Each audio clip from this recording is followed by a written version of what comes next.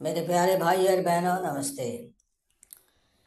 क्या आप जानते हैं मनुष्य और जानवर में कितना बुद्धि और विवेक है? मनुष्य और जानवर के इस विवेक और बुद्धि को कितने स्टेज में विभाजित किया गया है? अब सोचें, इस समय में जब हम संविधान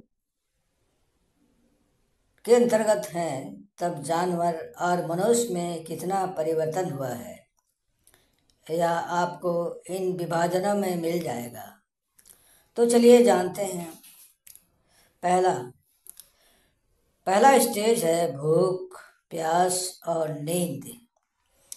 यह किसी भी बच्चा, चाहे वह मनुष्य का हो या जानवर का हो, जब जन्म लेता है और बड़ा भी हो जाता है तो उसे खाना, पीना और आराम चाहिए ही चाहिए। इसके बिना वह जिंदा नहीं रह सकता है।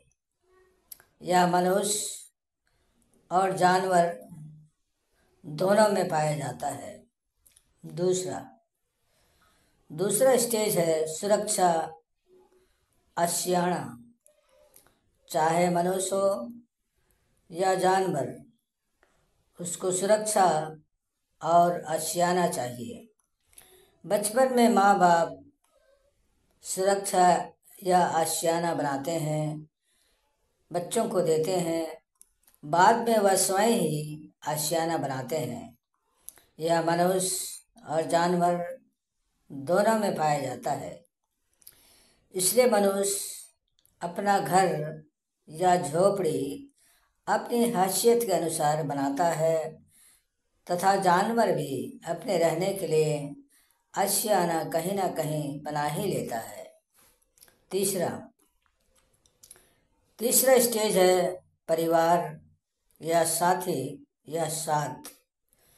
चाहे जानवर हो या मनुष्य, वह किसी के साथ रहना चाहता है। आप जानवर चिड़िया को भी देखेंगे तो वह भी साथ ही रहते हैं। यह भी मनुष्य और जानवर दोनों में पाया जाता है। चौथा स्टेज है आत्मसम्मान, सेल्फ रिस्पेक्ट। यह जानवरों में नहीं होती है। जानवरों में सेंस तो होती है, पर बुद्धि नहीं होती है।